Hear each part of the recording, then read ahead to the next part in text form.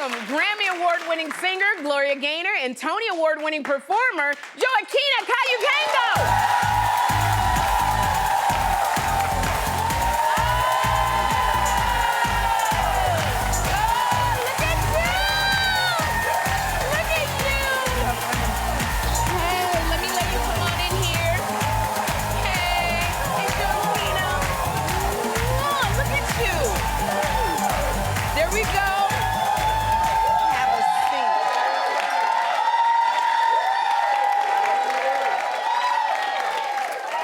Gloria, you have had quite a journey. You've been through it. You've risen up like a phoenix. You wrote a book. You've had a documentary, and now your story is finally out. How is it feeling to finally get to see your story out? It's feeling great. Yeah. Yeah, it's feeling great because I'm having the opportunity to really share in a way that people can see and feel and hopefully assimilate some of the things that that I've been able to accomplish and do since, the beginning. Yes, I'm telling you, and watching you, congratulations, Joaquina. I'm telling you, watching you, you completely transformed into Gloria Gaynor. Like, yes, absolutely, give her a hand.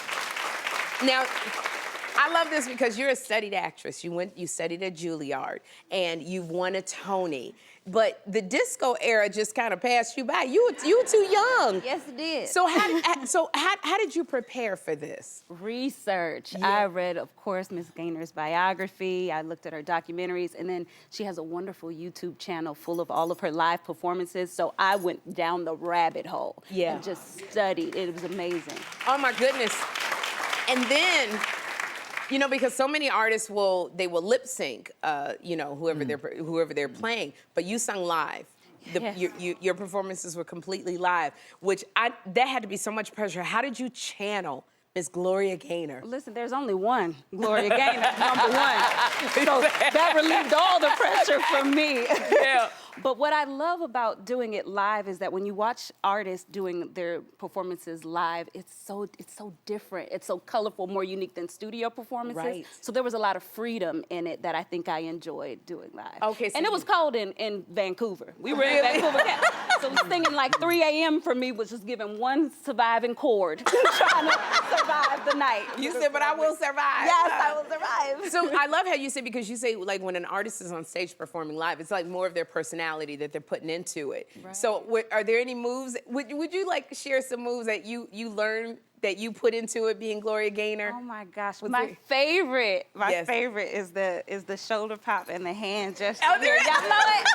It kicks, it's the beat when it grooves. It's just a good little groove and her pointing to the door. I love it. It's so iconic. Gloria, when you were doing that little shoulder pop and pointing, what would be going through your head when you were doing that move? Him walking out the door. Yeah, now you got it. Okay, you said share the word, said it all. Now, Gloria, your song, I Will Survive, it's been literally an anthem for nearly 50 years. 50 years. And nobody is tired of singing it. What does that mean to you? What do those lyrics mean to you? It means to me that the song has outlived me because, like, I'm only 45. That's right. No, but it really means to me that I was right. It's really validating for me because when I heard the lyrics, the first thing I said to them, oh my God, you're gonna put, what are you, nuts? You're gonna put this on the B-side? This is a timeless lyric. I'm relating to this. Yes. Everybody's gonna relate to this. And that's what I said to them when I first read the lyrics, and look, before I ever heard the music. You're so prophetic because everybody relates to it, no matter who they are. And Joaquina, because the disco era just passed you by, girl, when did you first hear I Will Survive? I saw Selena sing it in her disco medley. So talk about crossing generations and cultures. Yeah. That was the first time I heard it. And when you heard it, what did you think? It's the best thing ever. Yeah. It's so infectious and empowering. Yeah, I loved it. You know, and I love this, Joaquina, that the movie was produced by Robin Roberts. And we love Robin. Robin is actually, she's coming through tomorrow, but was there any advice that Robin gave you? Oh my God. First off, this is my second time working with Robin. Okay. And so I love her. She's the kindest, warmest producer you could possibly ever have. Seriously. And it's so amazing to work with her. I think it's beautiful what she's doing, championing voices, yes, inspiring voices. So yeah, she just gave us the freedom. She trusted us. She brought her beautiful spirit in there, calmed us all down as we were putting this in. But yeah, and let us fly. Thank you for that. Gloria, you were one of the executive producers on this movie. Mm-hmm. It was about you. This was your story. Mm-hmm. Was there anything in this biopic that you didn't want to share? That's one of the wonderful things about it. There is nothing in there that I didn't want to share. Ooh, okay. So everything was laid out? Everything was laid out, and I gave a go to everything that that they wanted. You know, everything that's in there, I said yes. Wow. Because I'm thinking about the journey that you went through from the documentary, from your book. When you looked at this story, were you satisfied? I was pleased. I was very, very pleased because one of the things that pleased me most is that they made my faith central to the film, because my faith is central to my life. Yeah. And that's one inspiring as well. Oh, yeah. I sense that in the song. But Joaquina, I was just happy because you got to act with one of my crushes, Lance Gross. Lance Gross. Now, Lance Gross. Every time I see this man, I get a Now, he played, Lance Gross played Gloria's husband, Linwood Simon, in the film. So what was it like doing all the cozy scenes with Lance Gross? Lance Gross is a very married man. Yeah, we know. He is beautiful, a generous, kind, loving, professional person. It was lovely, okay? But what was it like staring into all that fineness? Listen, I'm just happy I remembered my words. It's wonderful. Enough said, girl. That's the beautiful thing about acting. He wasn't married, he was married to you when y'all was doing acting. Now, Gloria, I love that you are always reinventing yourself. You keep going. You don't stop. You have new music. You gonna get us with new music. Oh yeah. Are you excited? Yeah. Are you excited for the world to hear this music? I am. I'm very excited because I love the song, and I have to tell you how the song came about. Okay. Okay. I'm rehearsing "I Will Survive" with my vocal coach. You know, just going through the songs and keep my voice in shape and all of that.